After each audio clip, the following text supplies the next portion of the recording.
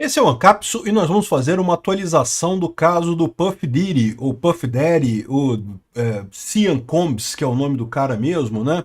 Aquele caso que a gente já fez um vídeo sobre isso, explicando ele está sendo acusado de prostituição, de abuso de menores, agressão sexual e mais um monte de coisas. E tá bem preocupante a coisa, ele tá numa cela com vigia de suicídio e coisa e tal, e o temor é que ele possa implicar muita gente no meio artístico de Hollywood, muita gente no meio político também, porque parece que ele era muito ligado com muitos políticos, né? E particularmente o caso dele com o Justin Bieber é alguma coisa assustadora no final das contas, né?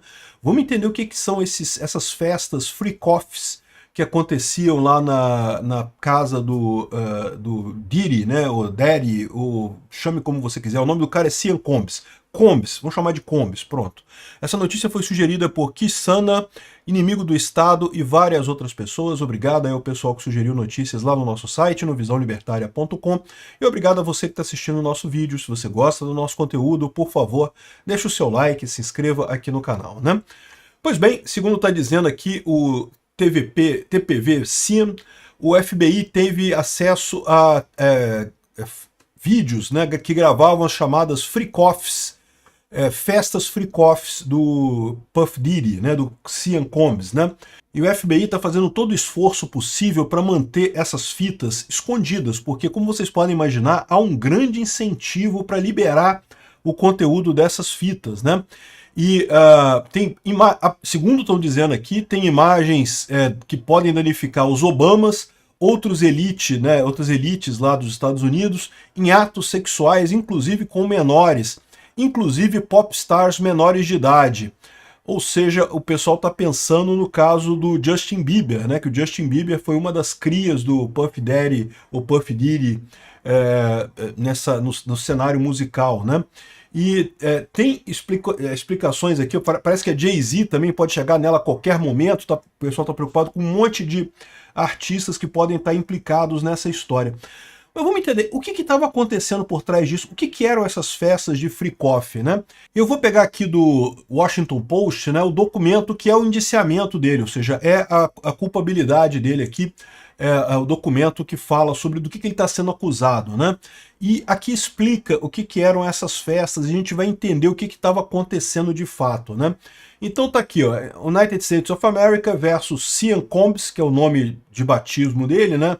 Ou Puff Daddy, ou Puff Diddy, ou P. Diddy, ou Diddy, ou PD, ou Love, enfim, esse cara aí que é a mesma coisa, né?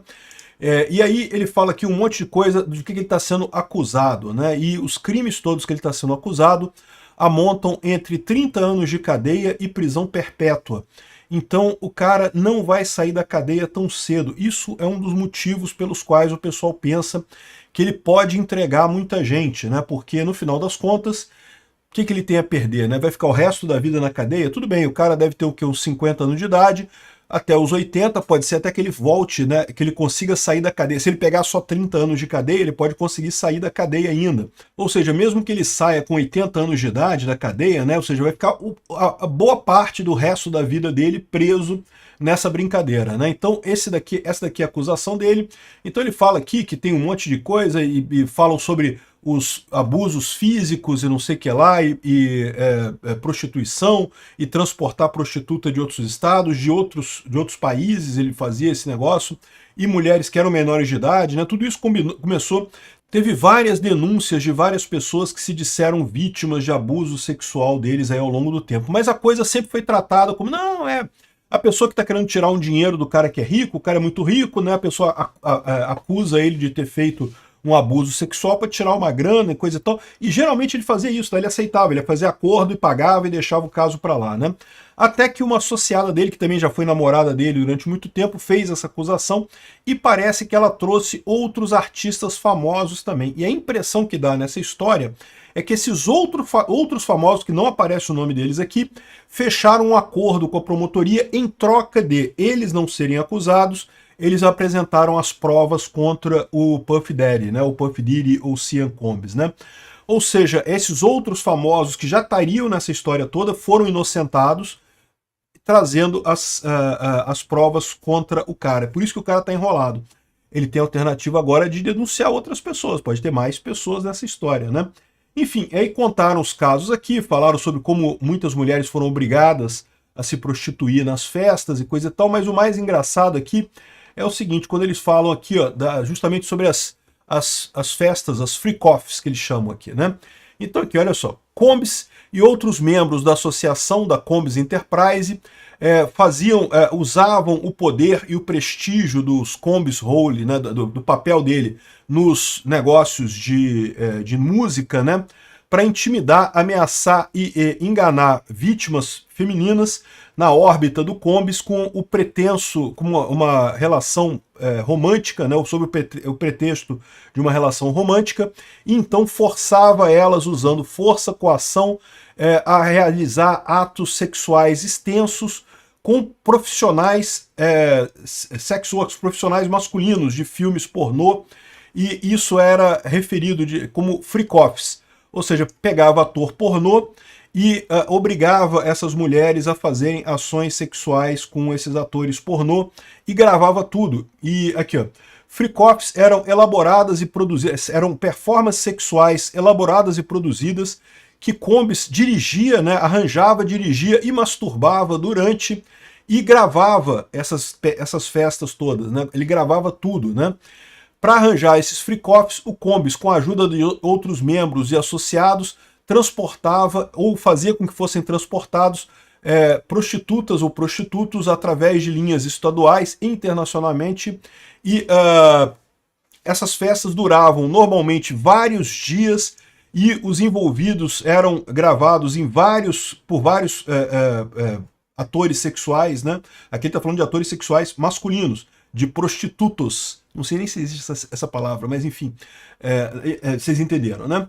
E durante esse tipo de coisa, eles distribuíam várias substâncias controladas para as vítimas, em parte para mantê-las obedientes e permissivas, e algumas vezes o Combs mantinha os vídeos que eles filmavam das vítimas fazendo esses atos sexuais, e depois desses freak-offs, dessas festas, né, o Combs e as vítimas tipicamente recebiam soro, né, IV fluids é soro, para se recuperar da exaustão, né, que eram dias de sexo gravando e coisa e tal, e drogas e coisa e tal.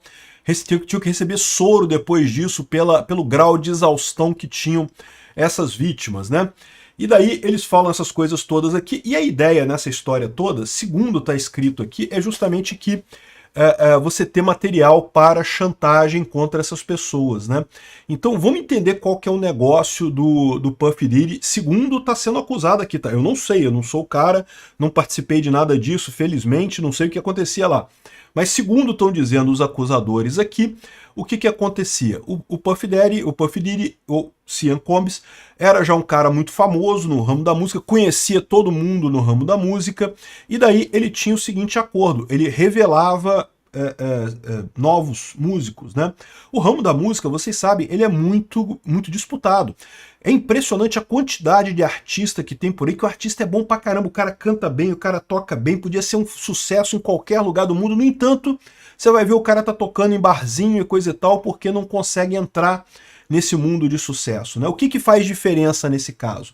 É você ter uma mão que te coloque lá no grande negócio, né? Que te coloque lá em nome das grandes gravadoras e coisa e tal, do grande pessoal que faz o sucesso, né? O Puff Daddy fazia exatamente isso, pegava bons atores, bons cantores, bons músicos, não tem como fazer isso com um músico ruim, não é uma questão de pegar um músico ruim e fazer ele ter sucesso, não existe. A questão existe milhares de músicos bons, todos eles querem fazer sucesso na mainstream media, né, o grande sucesso lá no mercado americano. O Puff Daddy pegava esses caras pela mão e colocava eles para fazer sucesso. Só que isso tem um problema. Esse modelo de negócio tem um problema que é o seguinte, o cara, depois que ele fez sucesso, ele não vai querer mais saber do Puff Daddy, né? Ou seja, o Puff Daddy ou o Sean Combs, acabou, ele não tem como receber dinheiro desse cara. Eles assinam contratos e coisa e tal, mas todo mundo sabe que nesse momento o cara pode simplesmente rasgar o contrato, dizer não quero mais te dar dinheiro, não vou mais, né? O cara pode ter feito um acordo com o Puff Daddy, não sei, tá? Tô especulando aqui, tipo, ok, eu te coloco aí no circuito da fama, tu vai ficar famoso pra caramba, vai ganhar dinheiro pra cacete, mas tu me dá 10% do que tu ganhar. Só que depois que o cara é famoso, por que ele vai cumprir esse contrato, né? Até pela lei é proibido ser um contrato de escravidão, escravidão, né? Dá 10% da sua renda. Só o governo pode fazer esse tipo de contrato de obrigar você a dar tantos por cento da sua renda durante tanto tempo, né? Como ele não é o governo, seria um contrato de escravidão, né? Aí como é que o Puff Daddy fazia para garantir que as pessoas, depois de famosas, continuariam pagando a parte delas para o acordo dele? Com essas festas. Gravava as pessoas com um monte de coisa, de forma que ele falava para a pessoa, olha só, se você não me pagar, se você correr, der para trás, eu vou mostrar o seu vídeo lá que a gente fez naquela festa lá bacana.